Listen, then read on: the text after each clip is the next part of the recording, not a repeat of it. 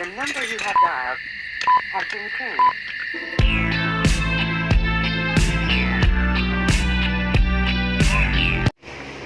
Hello guys, let's talk about Ian Stewart's book entitled Nature's Number Chapter 2, What Mathematics is For. So, what mathematics is for? Upon hearing its title, Chapter 2, it's all about purposes and uses of mathematics. It also talks about the role of mathematics in discovering facts, leading to various inventions and discoveries which have significantly contributed to human understanding about nature.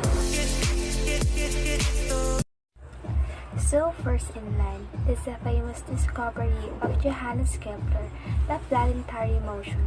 This discovery made its conclusion that the planet Earth moved on ellipses through the help of mathematical analysis performed by Tycho Brahe, a contemporary Danish astronomer. It's all about two of the main things that math are for us. Next, providing the tools which let scientists understand what nature is doing.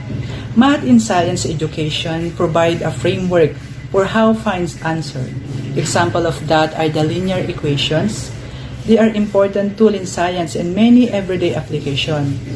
They allow scientists to describe relationship between two variables in physical world, make prediction, calculate rates, and make conversation among other things.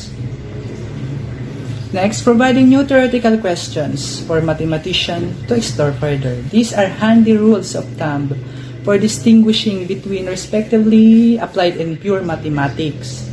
Mathematics is also applied science. Many mathematicians focus their attention on solving problems that originate in the world of experience. The result of theoretical and applied mathematics often influence each other. Thank you. Good afternoon, everyone. I'm Masida from BSBA Laundry, and this is my own understanding about what mathematics is for.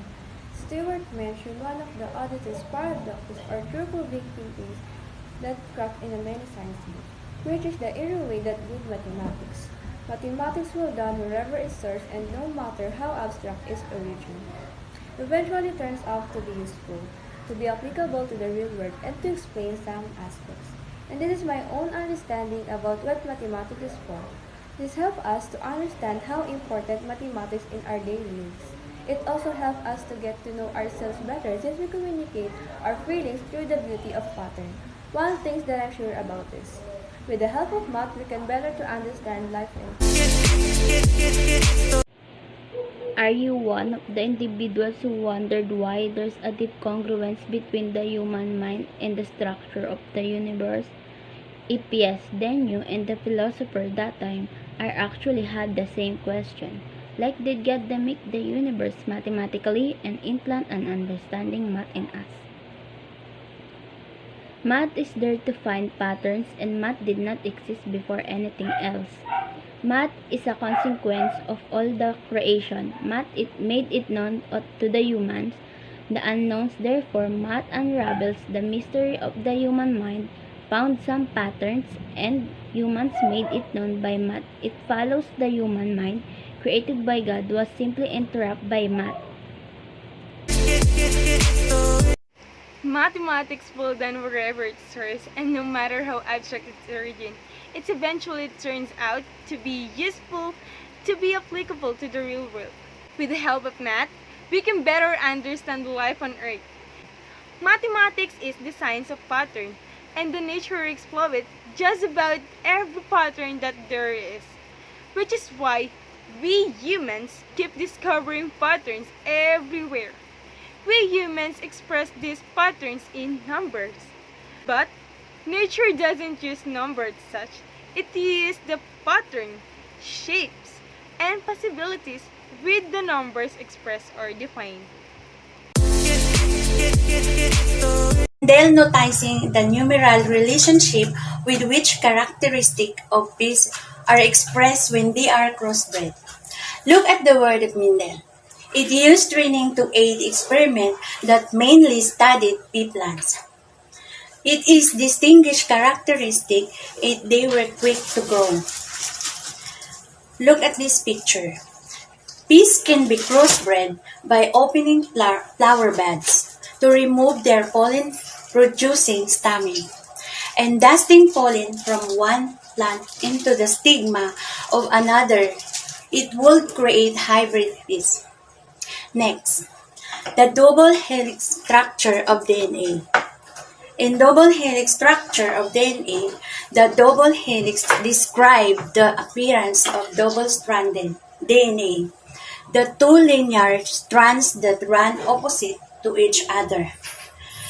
As we can see, example like this picture. Okay, next.